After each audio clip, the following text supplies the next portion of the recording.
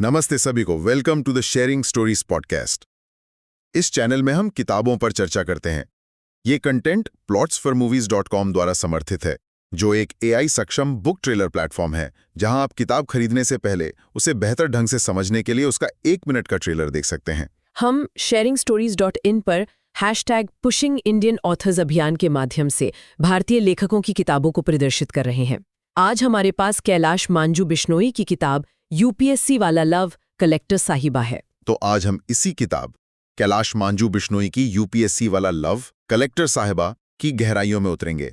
हम इसके सार, मुख्य विषयों और लेखक के नजरिए को समझने की कोशिश करेंगे।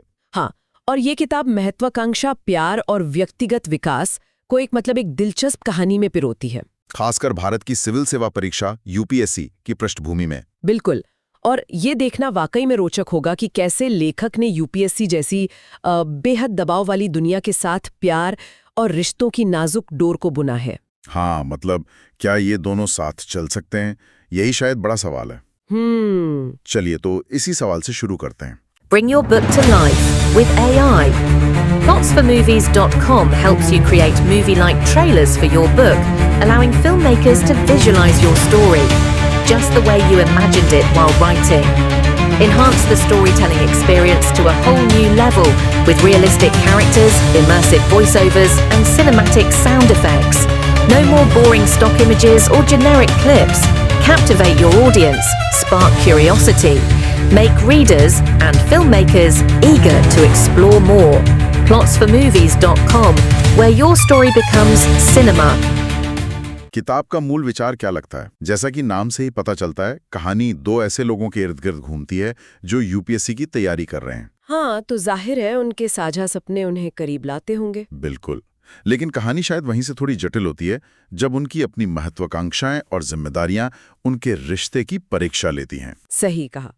ये तो आज के युवाओं के लिए एक बहुत ही जाना पहचाना संघर्ष है।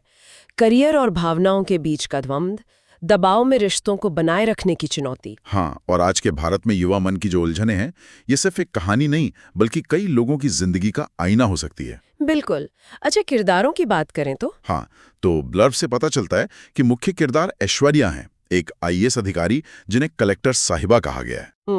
और ऐसा लगता है कि लेखक ने प्रशासनिक सेवा के जो असली अनुभव हैं, जो चुनौतियां हैं, उन्हें कहानी में उतारने की कोशिश की है। हाँ, और ब्लर्ब ये भी इशारा करता है कि ऐश्वर्या सिर्फ एक अधिकारी नहीं है। हाँ, मतलब वो समाज में बदलाव लाने के जज्बे के साथ इस सेवा में आई है। खासतौर पर उसके ट्रेनिंग के दिनों के अनुभव, उसकी चुनौतियां, उसकी भावनाएं, उन्हें काफी जीवंत तरीके से दिखाया गया है, ऐसा लगता है। तो पाठक शायद उसके सफर को काफी करीब से महसूस कर पाते होंगे। उम्मीद तो यही है। और ये सिर्फ ऐश्वर्या की अंदरूनी यात्रा नहीं लगती। कहानी प्रशासनिक व्यवस्था के दांव पेच, राजनीति और सामाजिक ताने बाने से उसके टकराव को भी सामने लाती है। अच्छा, हाँ, तो मतलब एक तरफ उसका मानवीय संवेदनशील पहलू है। हाँ, और दूसरी तरफ सिस्टम से जूझने वाला मजबूत इरादा। ये कंट्रास्ट कहानी को दिलचस्प बनाता होगा, है ना? निश्चित तौर पर। और ब्लर्ब में एक और बात कही गई है जो ध्यान खींचती है कि कहानी में ऐसे कई पल हैं जो पाठक को झकझोर देते हैं। हाँ, कभी प्रेरणा देते हैं तो कभी सोचने पर मजबूर करते हैं। तो ये सिर्फ मनोरंजन से आगे बढ़कर शायद एक अनुभव देने का वादा करती है। कहानी के इस भावनात्मक भार को देखते हुए ये जानना जरूरी हो जाता है कि लेखक ने इसे किस अंदाज में पेश किया है। सिनॉप्सिस के मुताबिक किताब का अंदाज प्रेरक और भावनात्मक है। हाँ, और इसमें यथार्थवाद और युवाओं की जो उम्मीदों वाली ऊर्जा होती है, उसका मिश्रण है। और लेखक कैलाश मांजू बिश्नोई की शैली, उसे सीधा, सरल लेकिन पात्रों के संघर्षों के प्रति गहरी सहानुभूति रखने वाला बताया गया है। बिल्कुल। और जो पाठक समीक्षाएं सामने आई हैं वो भी इसी तरफ इशारा करती हैं। शैली को सरल और आकर्षक बताया गया है, जो शायद इसे व्यापक पाठक वर्ग तक पहुंचाती है। अच्छा, एक दिलचस्प बात जो समीक्षाओं में उभरी है वो है एंजल और गिरीश नाम के किरदारों का जिक्र। एंजल और गिरीश, ये कौन है? ऐश्वर्या के अलावा? हाँ, ऐसा लगता है। और रिव्यू में कहा गया है कि उनके भावनात्मक उतार चढ़ाव को उस समय के सामाजिक और राजनीतिक माहौल से जोड़ा गया है। तो ये सिर्फ एक निजी प्रेम कहानी ना होकर अपने दौर का अक्स भी पेश करती है। हाँ, कुछ ऐसा ही लगता है। ये पहलू इसे और गहरा बनाता है। तो फिर सवाल उठता है कि ये किताब मुख्य रूप से किन लोगों को अपनी तरफ खींचती है? मतलब टारगेट ऑडियंस कौन है? सिनॉप्सिस तो कहता है कि ये उन पाठकों के लिए है जो सपनों का पीछा कर रहे हैं और जिंदगी में संतुलन बनाने की कोशिश में है।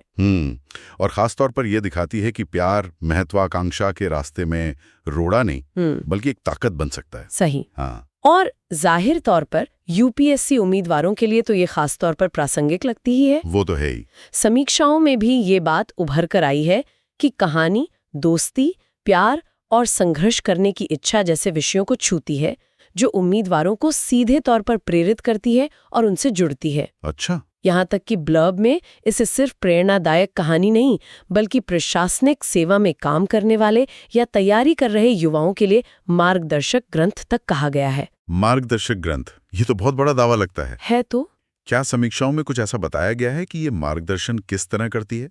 कोई खास पहलू? समीक्षाओं में एक व्यवहारिक पहलू का जिक्र जरूर है। क्या? कि किताब प्रमुख आईएएस कोचिंग संस्थानों के बारे में भी बात करती है। ओह, ये जानकारी तो उम्मीदवारों के लिए काफी काम की हो सकती है। हाँ बिल्कुल, ये इसे सिर्फ कहानी से ज्यादा उपयोगी बना देती है। शायद इसी वजह से कुछ समीक्षकों ने इसे जरूरी पठन मतलब मस्ट रीड कहा है। समझ गया।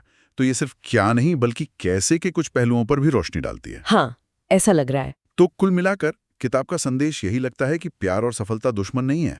बिल्कुल, बल्कि सही समझ और इरादे के साथ प्यार आपकी हिम्मत और संकल्प को और मजबूत कर सकता है। ये दो सपने देखने वालों की कहानी है जो एक दूसरे का साथ पाकर कुछ हासिल करते हैं। हाँ, ये एक सकारात्मक और उम्मीद जगाने वाला नजरिया है, खासकर आज के इस कंपटीशन वाले माहौल में। सही कहा। अच्छा, इस तरह की कहानी और नजरिए के पीछे जो लेखक हैं कैलाश मांजू बिश्नोई, उनके बारे में जानना भी दिलचस्प होगा। हाँ बिल्कुल। जानकारी के अनुसार उनका जन्म राजस्थान के जोधपुर के एक गांव में हुआ, रियल लोहेवत। अच्छा। उन्होंने राजनीति शास्त्र में एमए किया है जोधपुर से, नहीं उदयपुर से, जनार्दन राय नागर विश्वविद्यालय से, और बचपन से ही लिखने का शौक रहा है। और ये सिर्फ शौक ही नहीं रहा है, जैसा लगता है वे लेखन के अलावा प्रशासनिक सेवा, करियर, इंटरव्यू जैसे विषयों पर एक जाने माने वक्ता भी हैं। ओह, सच में? हाँ, उन्होंने छात्रों का मार्गदर्शन करने के लिए कई जिलों में सेमिनार भी किए हैं, तो उनका अकादमिक और व्यावहारिक अनुभव दोनों ही उनके लेखन में जरूर झलकता होगा। हाँ, ये तो मानना पड़ेगा। उनकी लेखन शैली के बारे में कहा जाता है कि वो सरल, सच्ची और यथार्थ के करीब रहने वाली भाषा में लिखते हैं। इसी ने पाठकों की भी इनकी पहचान बनाई है। कलेक्टर साहिबा के अलावा कलेक्टर की डायरी भी उनकी काफी चर्चित किताब है। लेकिन एक बात है जो मुझे सबसे ज्यादा मतलब हैरान कर रही है। क्या? वो ये है कि वो एक बेहद उर्वर, प्रेरक लेखक भी हैं। जानकारी के मुताबिक उन्होंने मिशन कलेक्टर, सपनों की उड़ान, आईएएस इंटरव्यू गाइड जैसी 400 से ज्यादा 400? हाँ, 400 से ज्यादा शैक्षिक और प्रेरक किताबें लिखी हैं। 400 से ज्यादा? सच में? ये तो अविश्वसनीय है ना? मुझे भी सुनकर ताज्जुब हुआ। ये संख्या तो कमाल की है। मतलब ऐसा लगता है कि उनका पूरा जीवन ही युवाओं को लिखने और मार्गदर्शन देने के लिए समर्पित है। हाँ, ये आंकड़ा उनके काम के पैमाने को एक अलग ही स्तर पर ले जाता है। ये उनके जुनून और समर्पण को दिखाता है। सही। इससे ये भी समझ आता है कि क्यों उनकी किताबें जैसे कलेक्टर साहिबा युवाओं, खासकर उम्मीदवारों के बीच इतनी लोकप्रिय हो सकती हैं। बिल्कुल, उनमें शायद वही अनुभव और प्रेरणा झलकती है जो वे अपने अन्य कामों में देते हैं। अब देखते हैं कि जिन पाठकों ने इसे पढ़ा है उनकी सीधी प्रतिक्रिया क्या रही। हाँ, ये जानना जरूरी है। समीक्षाओं के आधार पर ऐसा लगता है कि किताब को काफी सराहा गया है।